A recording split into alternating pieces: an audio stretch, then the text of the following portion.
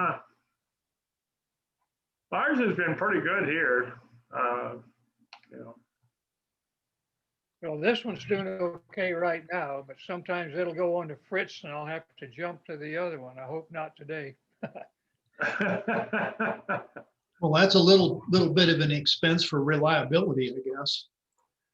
Yeah, sure is. Hey, Dave, Yeah. can't see you. Oh, okay. Well, I'll get. It's That's just it's a rosy screen. Well, that's interesting. Oh, I know what the problem is. There. Yeah, there it is. I Hi, have David. my privacy shields up. Oh. Thank you. Thanks, Dave. Hmm. Yeah, it's Well, it is 2 o'clock if we wanted to get started. Okay. Go ahead, Paul. Well, I think that, Paul, you're going to talk for about 30 minutes or so. Is that right? That's my plan, yeah. Yeah, okay. So during that time, I think, they'll give you a chance to make your presentation. And then I think I'll just start with my introduction. Just saying that Paul Gessing is the president of the Rio Grande Foundation, a conservative think tank located in Albuquerque. And, promotes the idea of limited government, low taxes, deregulation, and comments. In fact, you have a comment in the Las Cruces Sun News today, a commentary. So I do. anyway, I think with that, you can go ahead, Paul. All right. Well, thank you, Paul. And thanks for spending part of your Sunday afternoon, hopefully learning a little bit about New Mexico's political and economic situation. First and foremost, is everything working okay with the audio, the technology? Is that good so far? Perfect. Yeah, I think it is. I'm going to share my screen. So if you have any issues with that, let me know. Obviously, we've become quite adroit at the old Zoom meeting over the last year. So hopefully this is a useful and informative presentation. We're going to be talking about the economy. I've got a little stormy weather picture there. It's actually much better than I think if you'd asked me a month or so into COVID what New Mexico's economy was going to be looking like. Things are much better than they would otherwise have been, I would have expected. But I do see some storm clouds on the horizon. And we're going to talk a little bit about the Rio Grande Foundation, what we do and how we see the world, and hopefully at least provide a perspective for you folks. So real quickly, we are a nonpartisan organization. I want to make clear that that doesn't mean that we don't have any opinions. You can be nonpartisan, but you can also be a believer in free markets, limited governments, individual liberty, and that's what the Rio Grande Foundation is. You could argue or say, for simplicity's sake, that we are a much smaller New Mexico-based version of a group like the Cato Institute, or perhaps the Heritage Foundation, or any number of what you would call center-right think tanks that do work across the country. Of course, we tailor our efforts to New Mexico at the Rio Grande Foundation. You can find out more about us, and I'll share more about that, how you can keep up to date on what we're doing at the end. The first and foremost issue that we've worked on most extensively over the last year is indeed COVID-19 and the governor's policies with respect to that. You all are based in Las Cruces, so you don't see the Albuquerque Journal maybe as a regular thing every day, but John Trevor is the cartoonist there, and he does a great job. Really, he does one cartoon every week. And, he is somebody who in many respects we see eye to eye with. So early on, he asked that question in the cartoon, about if we're going to be doing all of the shutdowns and everything relating to the economy to improve our COVID related metrics, are we going to just focus on that, or are we going to have multiple different factors balanced out? And regardless of whether you think the governor's done a fantastic job or a poor job, I do think it's worth changing New Mexico's emergency declaration law to at least give the legislature a seat at the table. The governor said she would veto a bill that passed the legislature. So I've actually removed information about a bill. And if you're not familiar with the process and how it works in Santa Fe, a constitutional amendment takes a little bit longer. Obviously, it changes the Constitution, which is, some ways more permanent. But HJR 6 is a bipartisan bill that essentially gives the legislature a seat at the table after 90 days. So after you've had an emergency order in place by a governor, most likely not this governor, quite honestly, because this would not be passed into law until a vote of the people is had next November. So we're talking, November of 2021, before the Constitution would even be, amended in any way, shape, or form. So it's really for the future. And I think very strongly, though, that one person making all these decisions is not a healthy situation for New Mexico. So HJR 6 is that particular bill. It's actually an amendment. House Joint Resolution is what that stands for. And it's Representative Greg Nybert, a Republican, Damon Eli, a Democrat. And it is moving through the process actively there in Santa Fe. And I strongly encourage you and your supporters and friends to look at it. Again, 90 days is when that time frame would expire of an emergency, and the legislature would have to approve an emergency declaration after 90 days. Now, that is, in my estimation, the single biggest issue facing New Mexico right now. But a close second would be the situation in Washington vis-a-vis energy. And hopefully you're all aware that the Biden administration has placed a moratorium on new leases on federal lands here in New Mexico.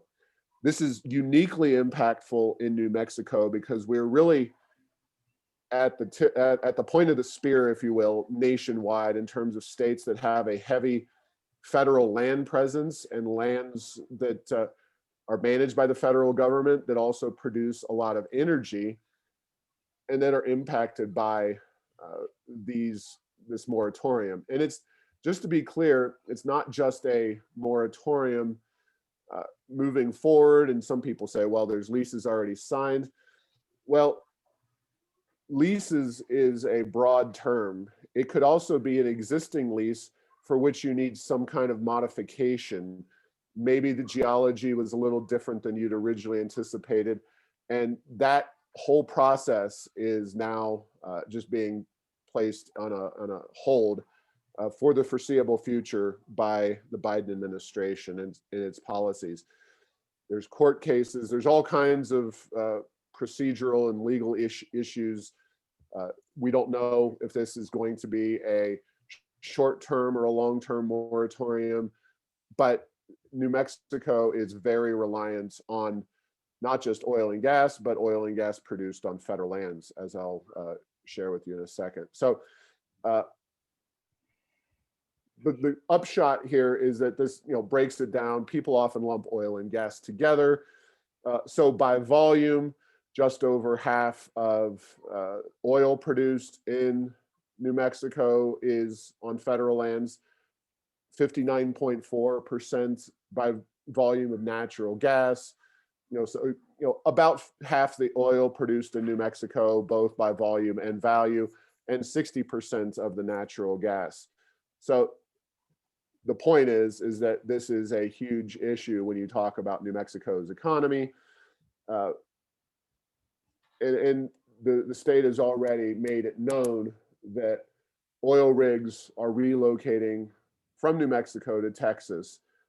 A letter was sent out recently to the Biden administration by Sarah Cottrell Probst. She is the Secretary of Energy under Lujan Grisham. And so this is a very serious issue. New Mexico is the third leading producer of oil. We're among the top, I think we're sixth nationwide in natural gas. And there was a time, a decade and a half ago, where natural gas really actually drove our budget picture.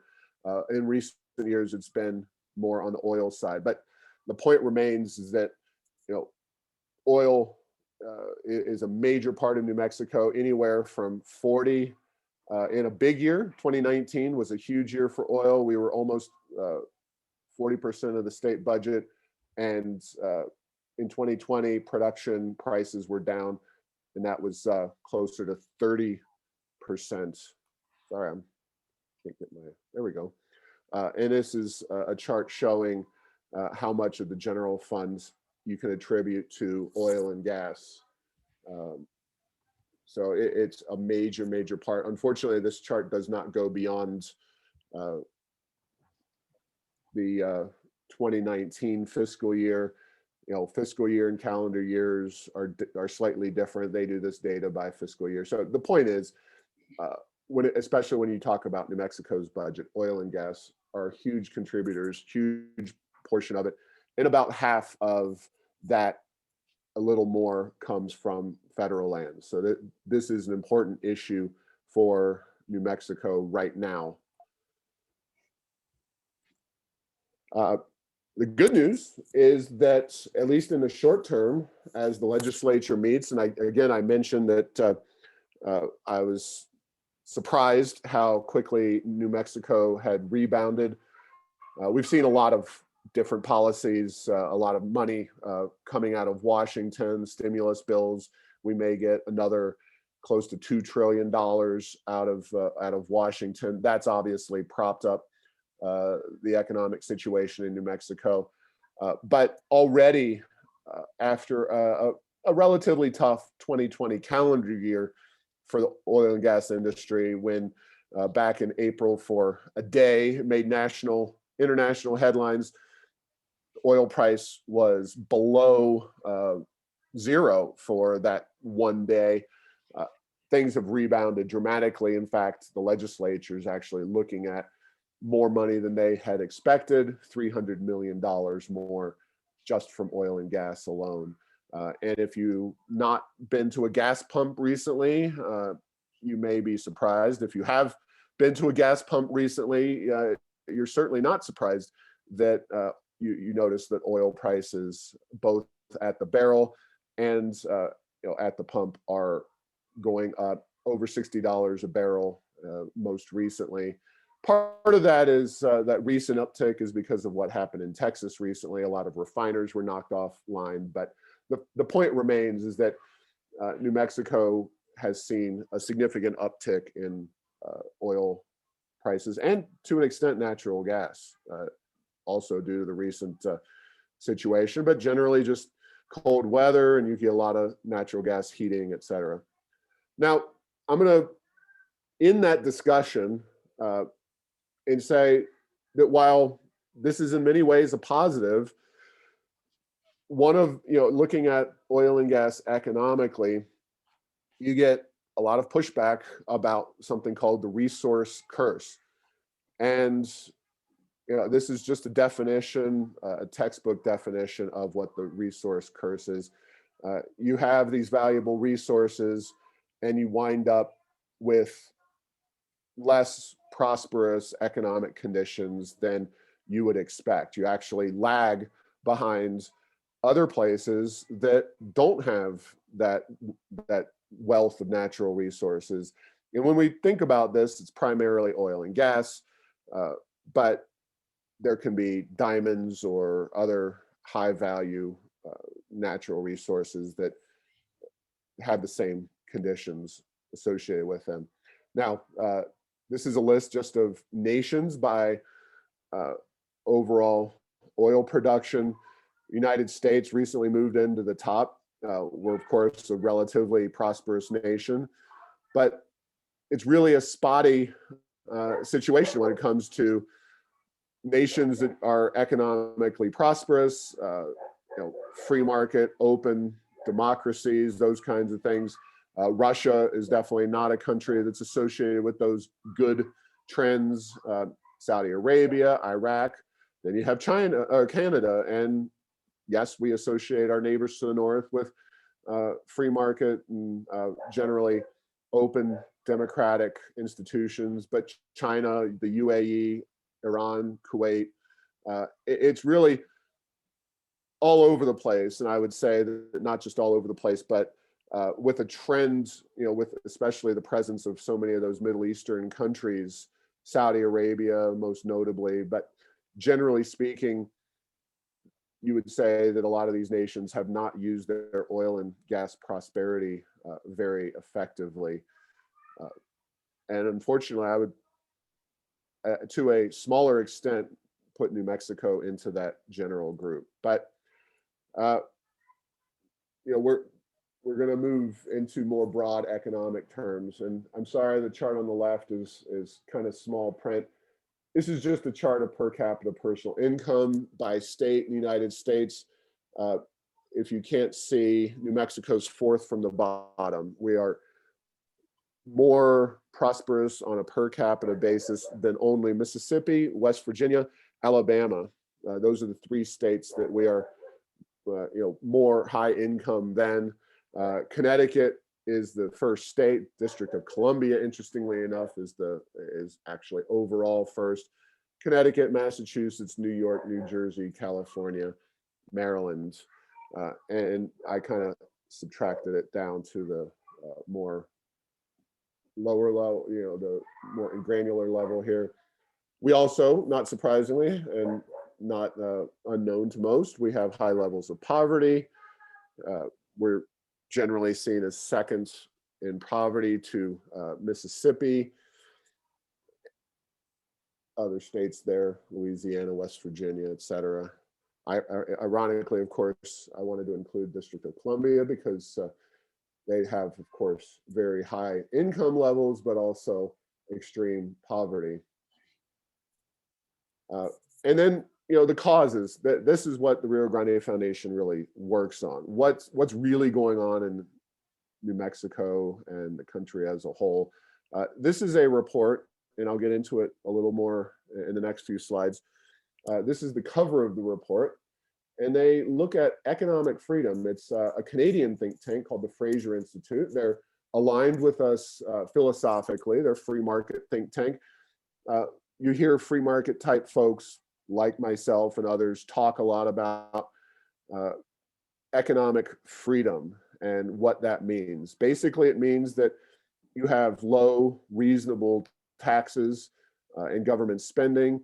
You have what you would generally call a permissionless society, where you don't have to get a permit to do a lot of different things. You don't have high government obstacles to getting a job. And controversially enough, you include a minimum wage in that. High minimum wage, while seemingly a good thing for many people, actually makes it much more difficult for both young people to get a toehold in the workforce, but also small businesses to remain in business. And I think the most notable thing about this map is that New Mexico finds itself in a very economically competitive, very economically free part of the country. We're surrounded by states that are in the top quartile in economic freedom, or the second from the top quartile. So all of the states surrounding us are in the 50% or higher portion of that economic freedom area, and Texas, Oklahoma are two of the most economically free places in the entire country. But generally speaking, Colorado, which is a blue state, Utah, a red state, Arizona, purplish, Texas, still a red state, same with Oklahoma. Politically, while that may, change and differ, the economic freedom definitely is a stronger trend in states not including New Mexico in the Southwest. We really stick out on issues of economic freedom, where we're among the least free states. And according to the same report, and this is a link to that report, again, Fraser Institute with an S, and they do a lot of great work. They do international reports. They actually also study Canadian provinces. They study Mexican states. They have a report comparing jurisdictions all throughout North America as well as globally. And they look at where is economic freedom impacting us economically. And while states in the second highest quartile actually outperform the most economically free, those areas outperform their nation as a whole by 5.6 and 4.6 respectively.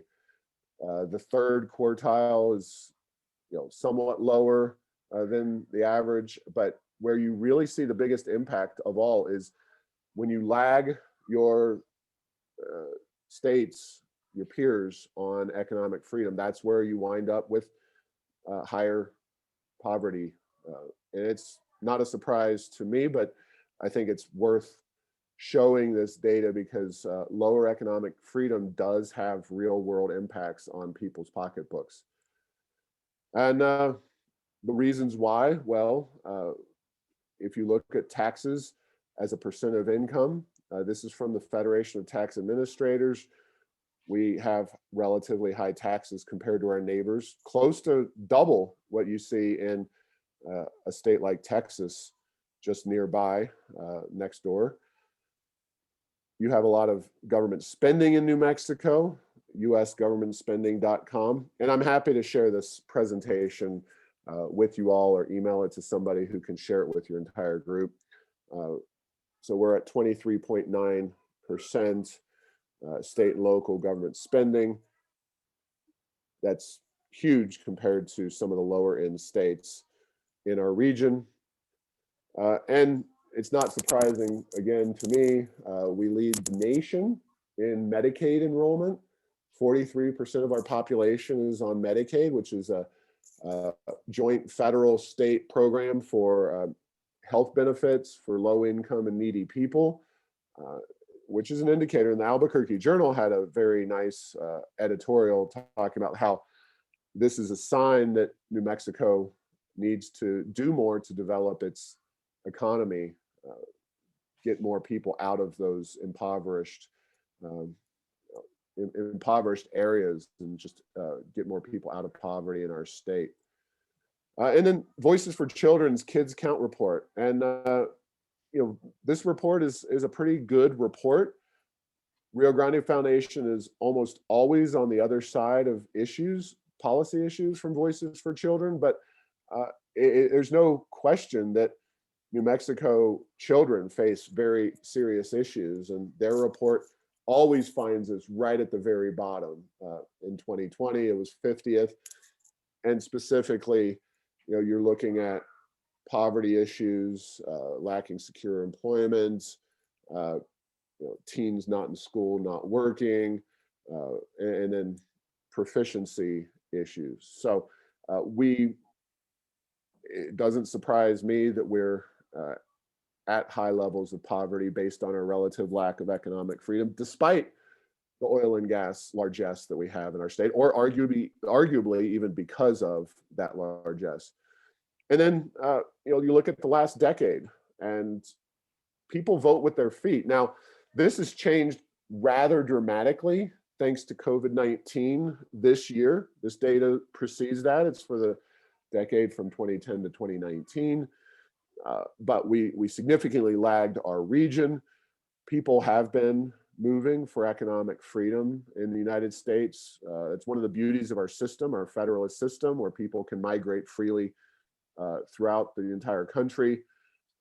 And you can see just how dramatically. All of our neighbors are growing, even Oklahoma, which Oklahoma is a lovely place, but if you're going to move to a place for tax and economic reasons, you're probably just going to head to Texas, where they have a zero income tax and even greater economic freedom. Oklahoma is a lovely state in many ways, but not everybody likes the 24/7 wind or just a flat prairie that exists in Oklahoma. I want to talk briefly, and I'm going to conclude with this on education, because I do believe that right now is it's a very interesting time for education reform and the issue of education systems. I'm glad to see that the Las Cruces schools are back in person. Unfortunately, the Albuquerque public schools made a very unfortunate decision to remain virtual throughout the rest of the school year.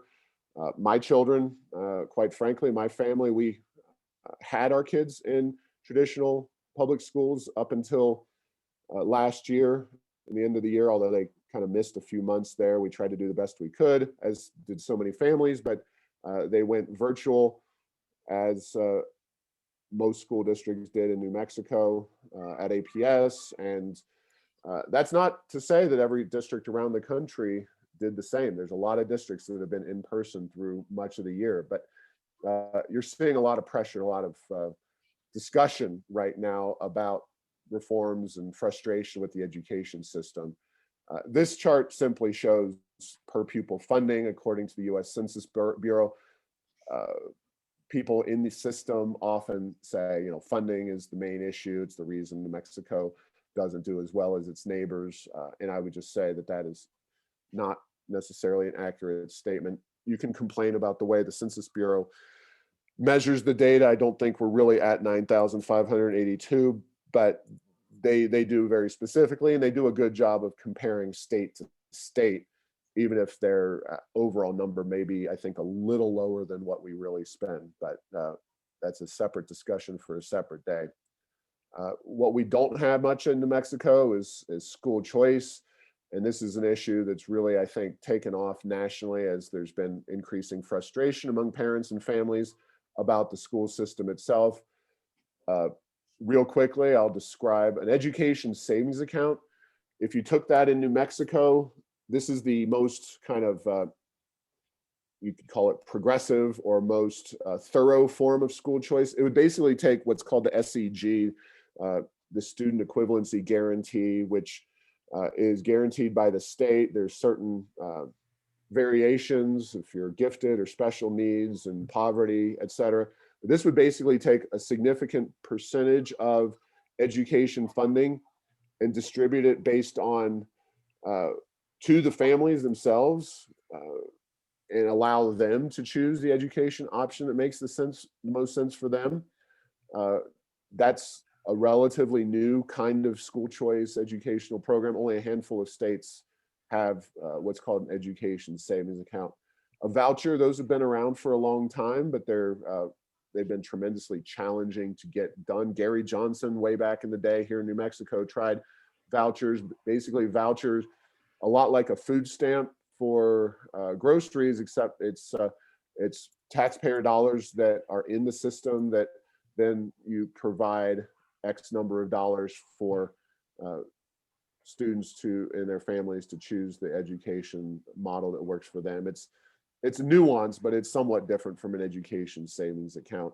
And then tax credit scholarships have actually been the one that we've considered and has had bipartisan support in New Mexico. Back when Bill Richardson was governor, there was a tax credit scholarship bill that was sponsored for low income and needy kids. And this is basically individuals would donate to a scholarship making organization in our state, and they would, probably in their area. So you'd have Las Cruces, you'd have Albuquerque, you'd have Farmington, you'd have Silver City, and they would have people donating that money, taking a credit against their state taxes, and then that scholarship organization would be a 501c3 that would then offer scholarships to the kids.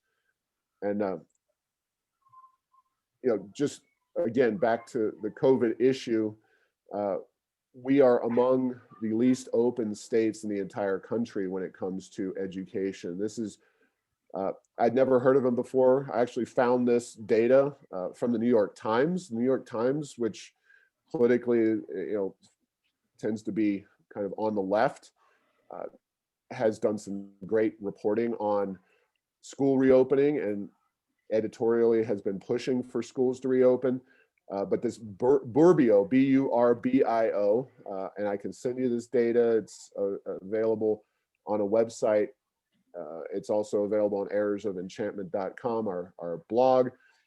It essentially showed that New Mexico schools are among the least open in the entire country. Really, it's just the West Coast, Washington, Oregon, California, and then New Mexico is right up there in terms of schools being not open into in-person learning. 21.3%, I think it is.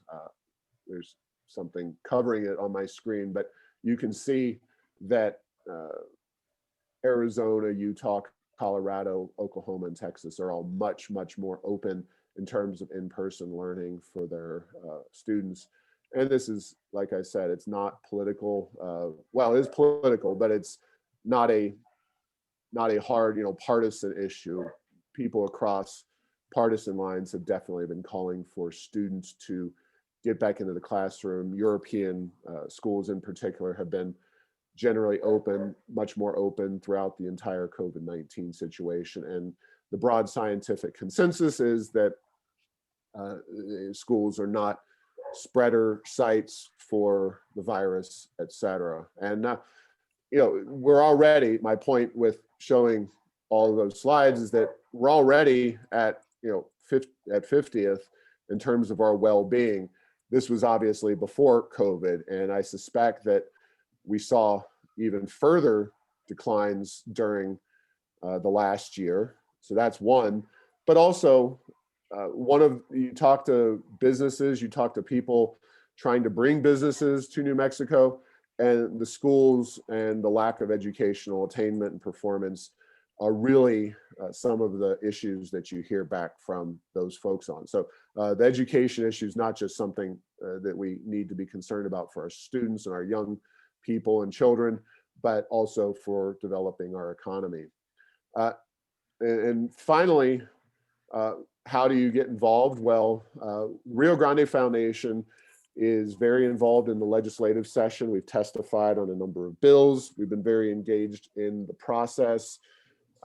We also use our Freedom Index, which is essentially a vote tracking site. So when votes hit the floor of either the Senate or the House, they get a score, and that score then is applied as elected officials vote yes or no on those bills, and then they get a score at the end of the session.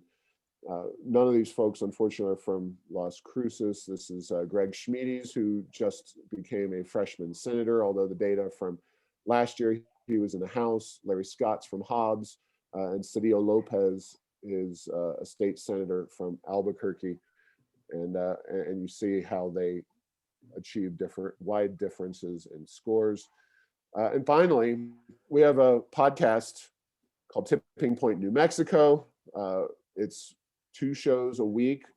One of those is a conversation about the latest issues impacting our state. It's distributed on Apple Podcasts, Stitcher, and all the various other platforms. It's also available at tippingpointnm.com.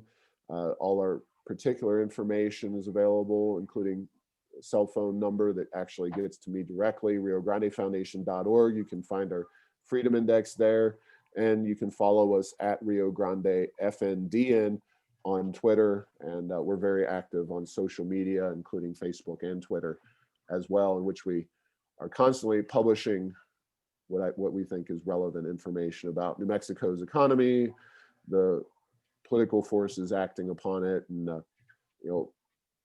anything that's going on. This is just a very broad look at some of the issues that we're working on. So with that, I'm going to stop sharing my screen and open any question or happily answer any questions that you all have.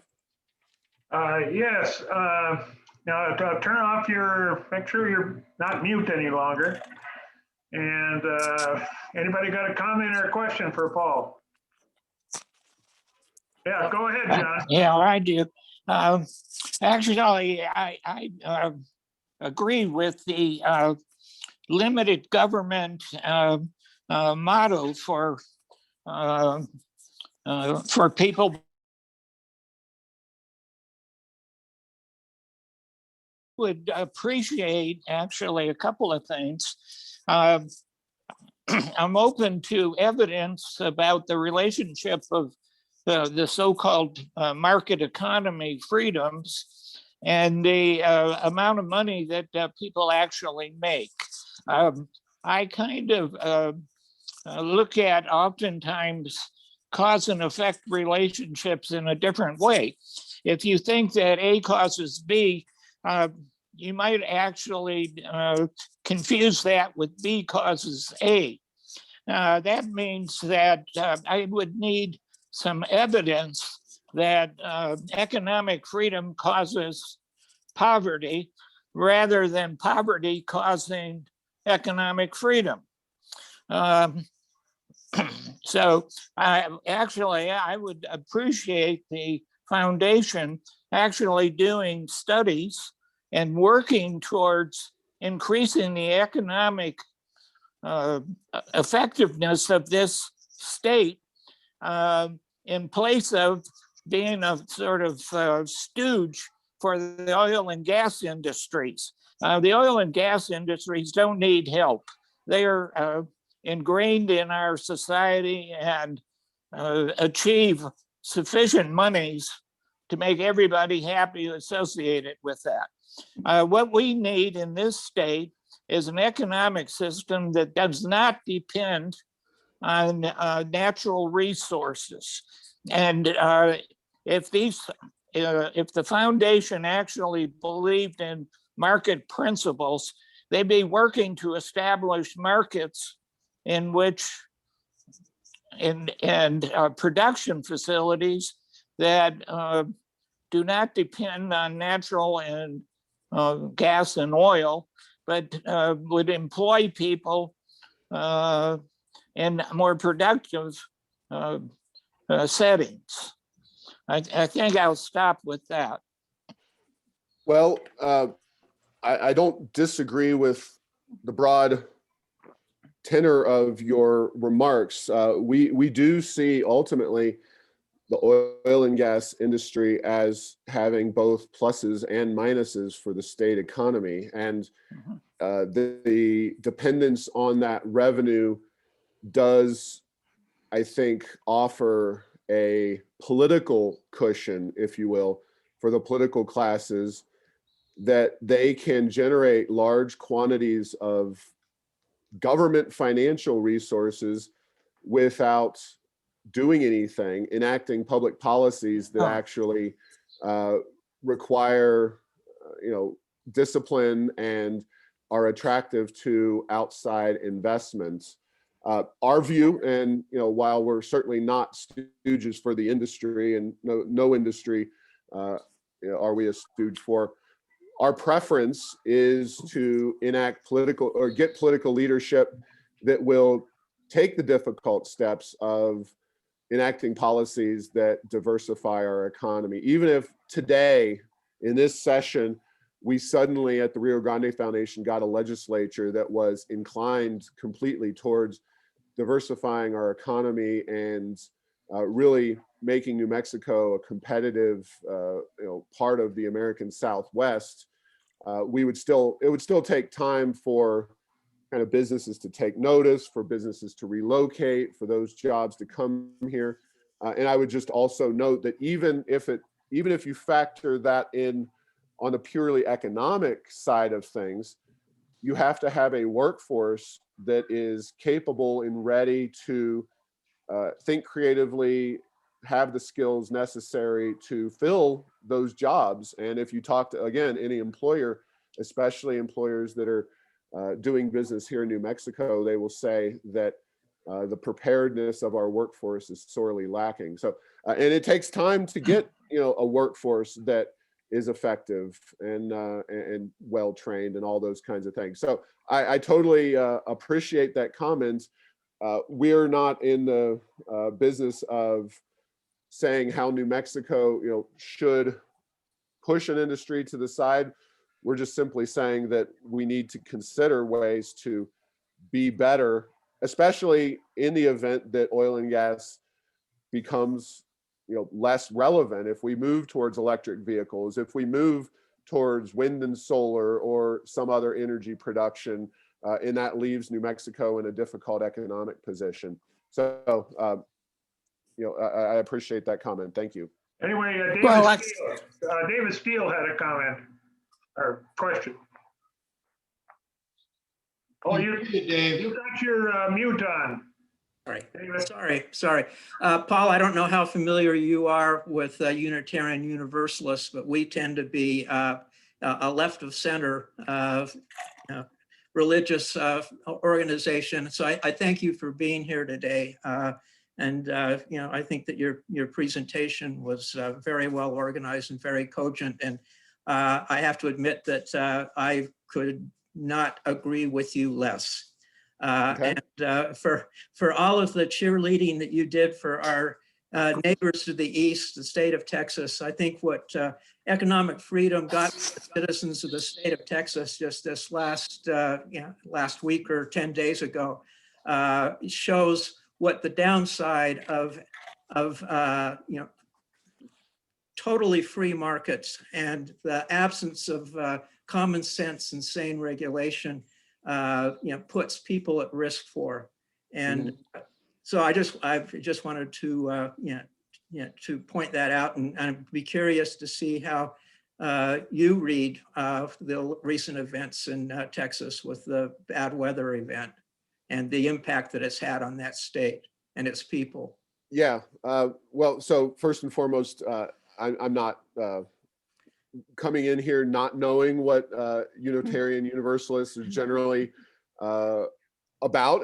I'm familiar with, if not your religious philosophy, I'm a Catholic, so we come from different perspectives religiously, and that's fine. And I understand that there's more of a leftward tilt politically among, I guess what you guys call yourself, UUs, which is great. In terms of free markets and what happened last week in Texas, utilities are relatively heavily regulated in just a general sense of the word, and I think but not in Texas. Well,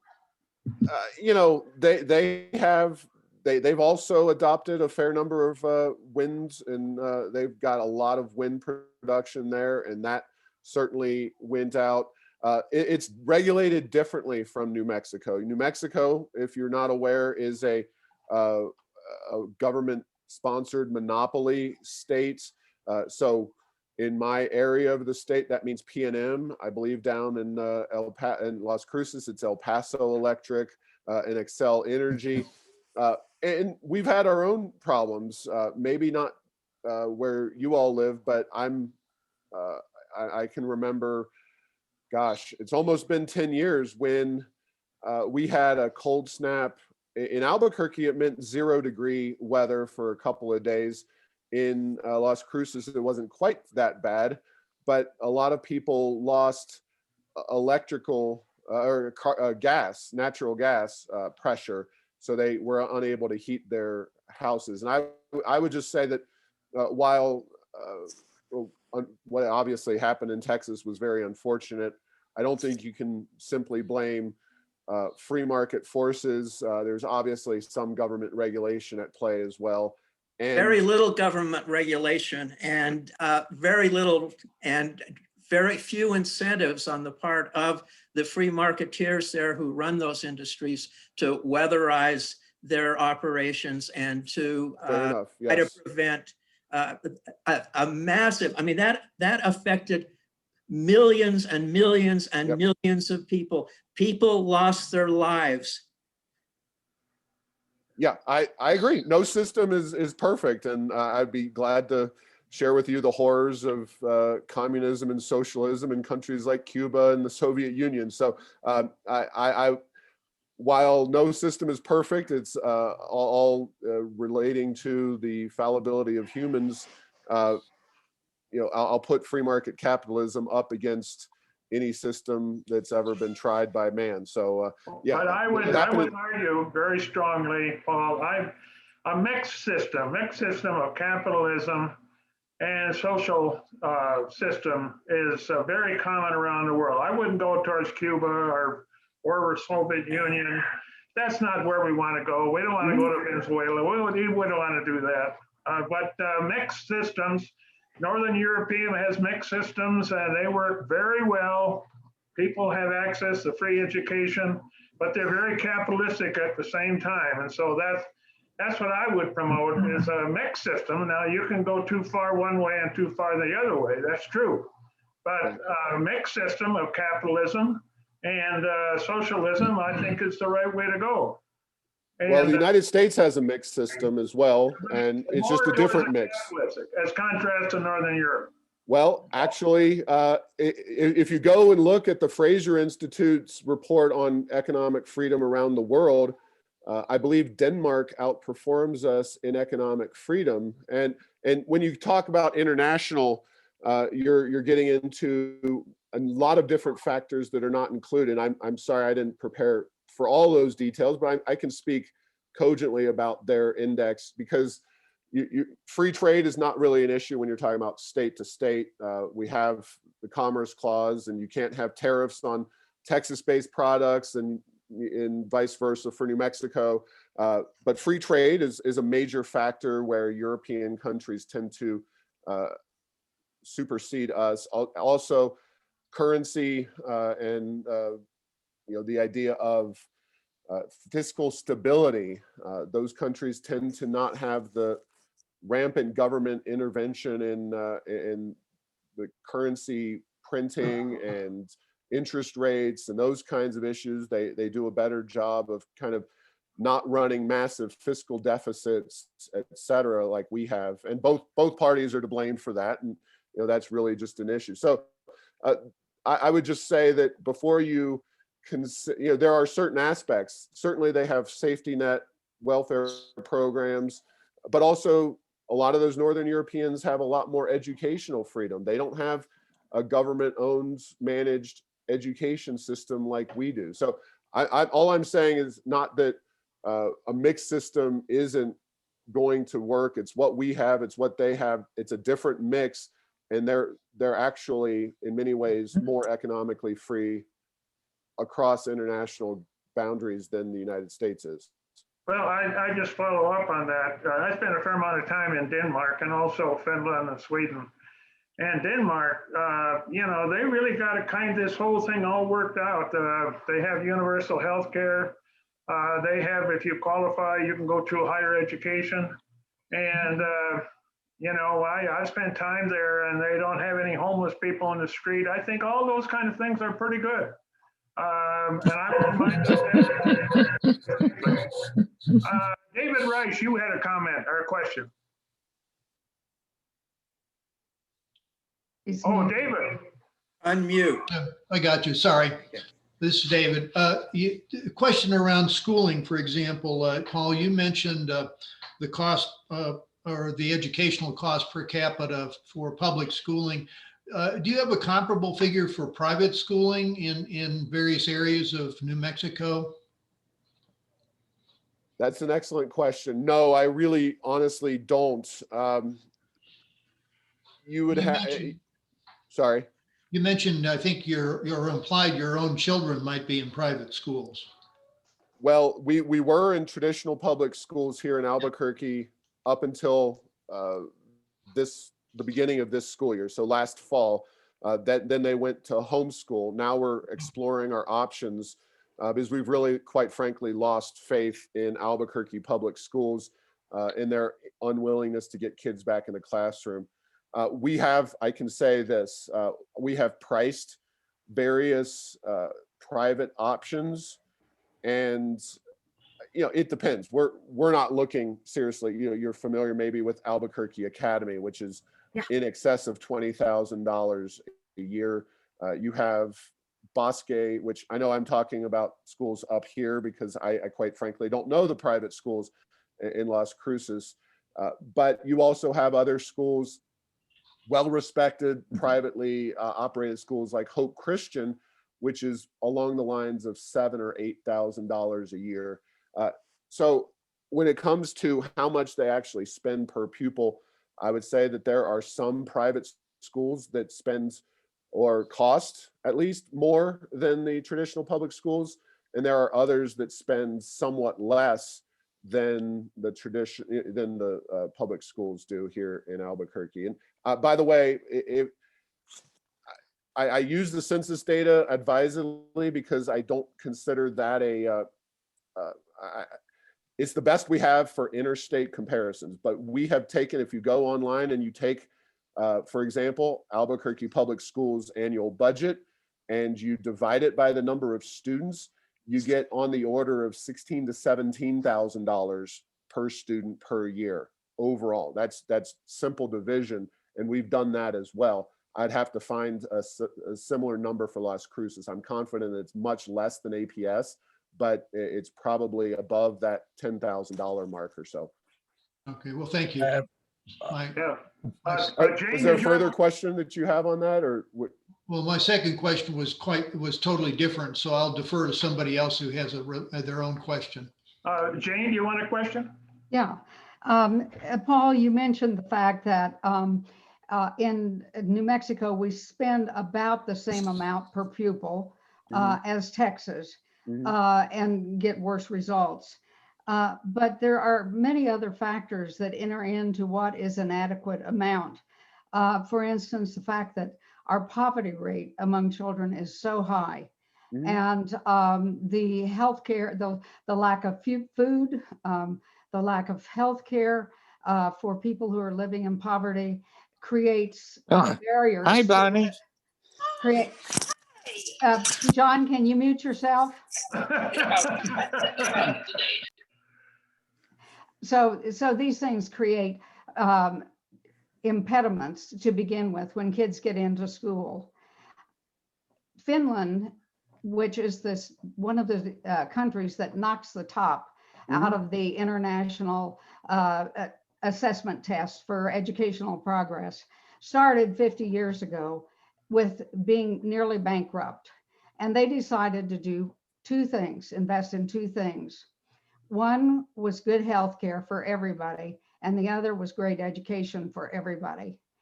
And today they're a very prosperous country. They have a great workforce. They do beautifully year after year after year, far outdo the US on the international tests of educational progress. So somehow these things that they are doing in these mixed, in these countries that have a what they typically call democratic, a social democracy, where government does have a heavy role in providing for basic needs and helping everybody get a good foundation. And still they have free enterprise. And the people in Denmark repeatedly year after year on Gallup Healthways surveys are the happiest people in the world. It seems to me that there must be something to this investment in education and healthcare to get everybody off on to start at a level playing field. If you think I haven't already said enough that's controversial, I'll say something more. One of the things that those Northern European countries have, quite frankly, that we don't, is a very homogeneous population, relatively small population. And that makes a huge difference in social trust and impacting some of those issues. Now, I could talk about education systems, and I believe Finland doesn't even start kids in the classroom until 6 or so years old. That's And here in correct. New Mexico, we're focusing right now with a constitutional amendment on getting kids into the classroom at the age of 3, which the system clearly needs to be addressed. And whether we spend more money or not, I don't think we have a system in place in New Mexico, especially, that is serving the best interests and needs of the children as it stands now. And until we come up with what I would consider, and I would like to see a more competitive, open system that serves the parents first, not the bureaucracy itself. That's my starting point. I find the whole idea that we have a government-driven, government-owned, operated, managed system, it just has not worked well for New Mexico. I understand we need to turn our state around a lot of ways when it comes to education, improving outcomes for our children. The data are very clear. We've had massive investments, relatively speaking. We used to be much lower in education spending. Gary Johnson increased that. Bill Richardson increased that. Susana Martinez invested in a lot of early childhood programs. We weren't in a financial position to do much during that time frame. And of course, Lujan Grisham has furthered that even more in the last few years. I don't see much evidence that spending more money is going to lead to the higher outcomes that we all want. Well, Paul, Jack? one way, Jack Welch, did you have a question or comment? Also, Elisa has her hand raised. I think it's Yeah. Elisa. Yeah, I just wanted to get different people in. Yeah, okay. Elisa? Yes, I'm on. Thank you very much. Gracias, Paul, for taking the time to come and share with us. You were talking about education. Education is my passion. One of the things you said about education is that in New Mexico education is colonized. The fact of the matter is that as Mexican Americans and Native American people, we are completely invisible in this curriculum. And I am convinced that if we had a good multicultural, multilingual curriculum, we would be competitive in a global economy. Because a lot of our kids come to school with another language that is stripped from them in many, many different ways. We do not value what our kids bring to the classroom. And that is one of our biggest problems. The other thing, I just wanted to very quickly Can I quickly respond to that? And I'll let you certainly take a second. I agree with you completely that, and this is kind of my fundamental critique of the system as it stands now, is that it is a one-size-fits-all system. And we've seen that illustrated in the COVID-19 environment, where you're making decisions based on an entire group of students in a district, whether they go in person, hybrid, or some other model.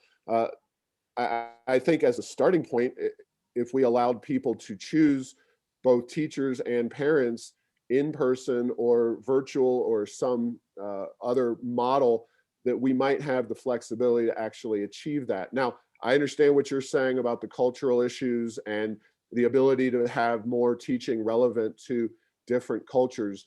And that's something that I'm sympathetic to as well. But the idea that we have a one-size-fits-all education system is really is driven by the fact that it's the government that manages that system and runs it by itself. There are charter schools I know of here in Albuquerque for sure that attempt to more tailor their educational offerings more towards especially the Hispanic population, to my knowledge. I don't know what exists in charter schools in Las Cruces. So go ahead with your second point. Kurt? Oh, sorry. I didn't mean to cut you off, Elisa. Kurt, you had a comment? Oh, I think Elisa had a second question. Okay, go ahead, Elisa. Okay, it's a comment. The thing is that the whole issue of freedom, it's wonderful. I think, we can all relate to that. The problem is we need citizens that are ethical, moral, and that understand that's what's good for one is good for all. If I'm doing well and everybody else around me is doing well, then, it's like, what's that saying? Something about a ship raises and all the Rising ships- tide lifts all boats. That's the one. Well, but and somehow I sense that right now in our culture, we're in love with money. And so we'll do anything to make money at the expense of other people. And I just don't find that, it doesn't go with me, okay? And I would like for us to be more moral, more ethical, more understanding of people around us. And muchas gracias, Paul, for coming. De nada. Ed, I just wanted to make sure everybody got, Ed, did you want to make a comment? I did actually have a comment and a question. As one was, you had showed some figures on education, and I can say, at least anecdotally, I know of one couple who left New Mexico, and a major factor in that was getting a better education for their children, which they felt was difficult here and would necessitate a private education. So they left the state. The other thing was so I saw your graphs on taxation and showing us a lot higher than Texas and several other states. We lived for over 20 years in Texas, and frankly, our experience was that Texas just hides a whole bunch of its tax in the real estate tax. So they advertise the fact that they have no income tax, and then they nail you with the property tax. I feel my tax burden here is actually lower. I mean, I think there are serious questions about the types of regulations in New Mexico, but at least for an individual, I feel like the tax burden is not really that bad, and I earn a pretty good income, so I'm paying my full share of New Mexico state tax. That's fair enough. I think results may vary based on different patterns in terms of taxes, but overall, I can just show you the numbers, and that's about it. We're getting towards the end here. Anybody else have a comment or question? I do. Go ahead, John. Actually, my concern is with racism. The reality is that most of our children are Hispanic or brown. They are not white. And my experience with being hired over my lifetime was that people hire others that are like them. They're looking for comfort with their employees. And, unless, that's just the limitations. That's the way humans are. We're tribal. We pick people that look like us or act like us when we want to have relationships with them. So I think that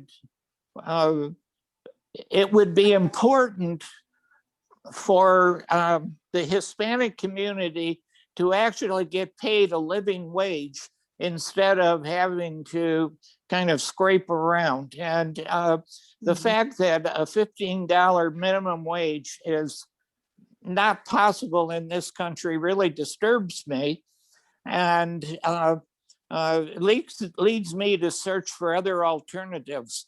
And I think that some of it alternatives have to do with giving people money. The government should have a minimum or some, it's like what Yang proposed in the last election. That is, you get a certain amount of money for every kid you have and for every adult in your family, period. And you might actually see the educational system become far more effective once parents have a living wage without having to spend all their time trying to make money. But that's me. Call that universal basic But income.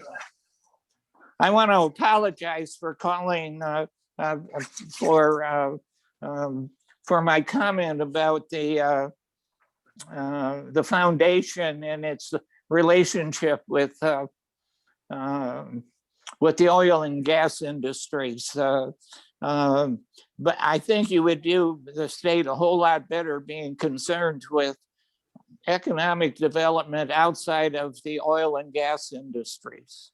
But to answer your second point, thank you. I appreciate that.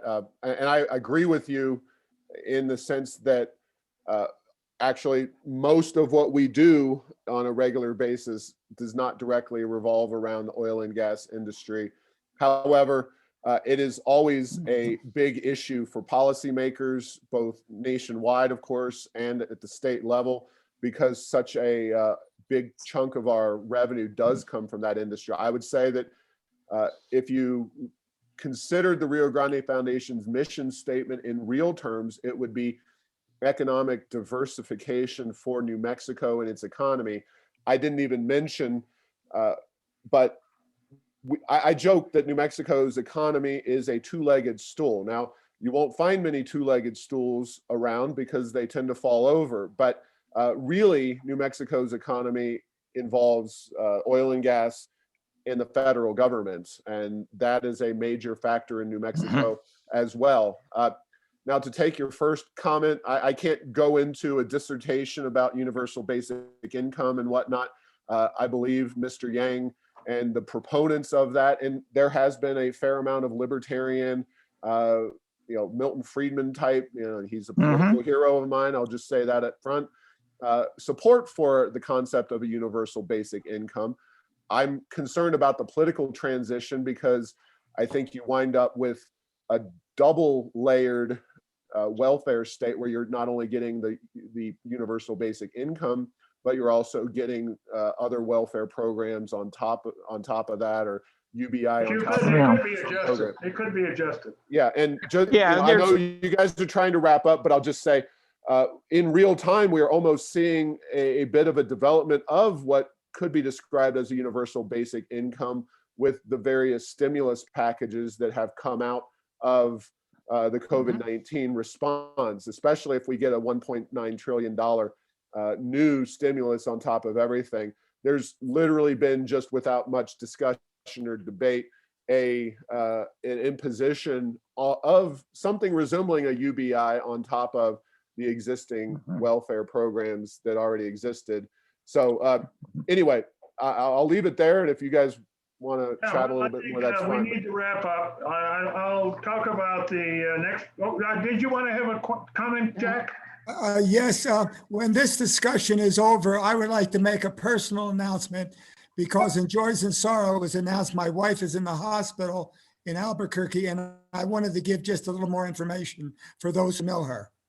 Yeah. Well, thank you, Jack. Thank you. I've heard that she had issues. I really empathize with that. May I have 30 seconds? Can I just conclude? I just want to say thank you to everybody for inviting me, and I'm glad we finally got to have this conversation. If you want to drop the Rio Grande Foundation a line, I put up the information, but any of you can contact me, or one of you can contact me. I'll send you the slides.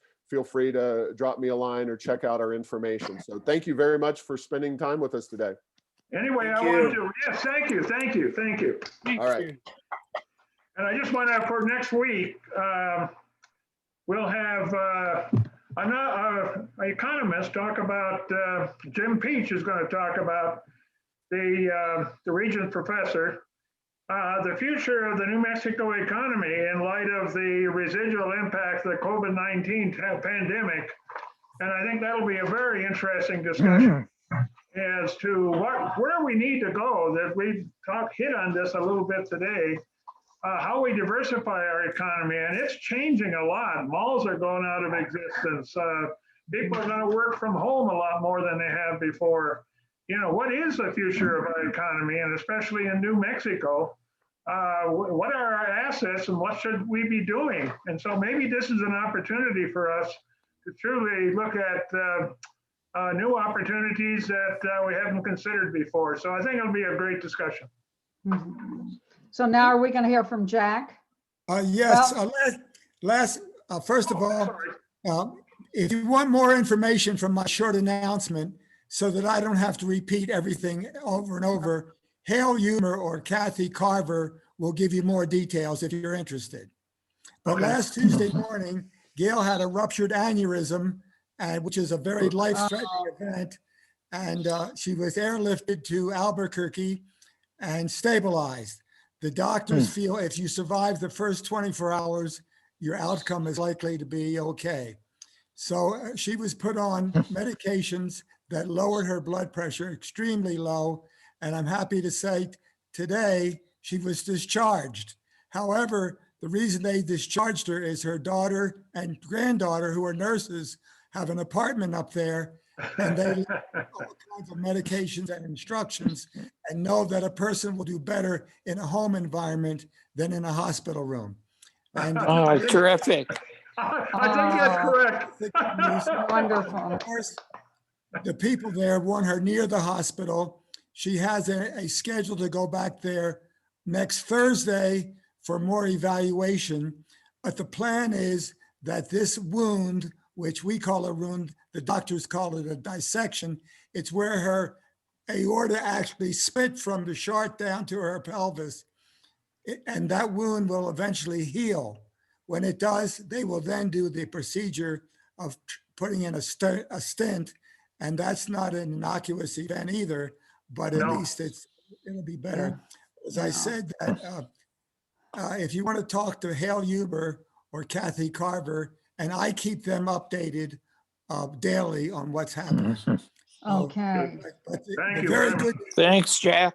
Thank you, Jack. Welcome. Thank Very news is you. got out of the hospital today. Oh, that's wonderful. Yep. Very good. Okay, everybody. Thank you. Thanks.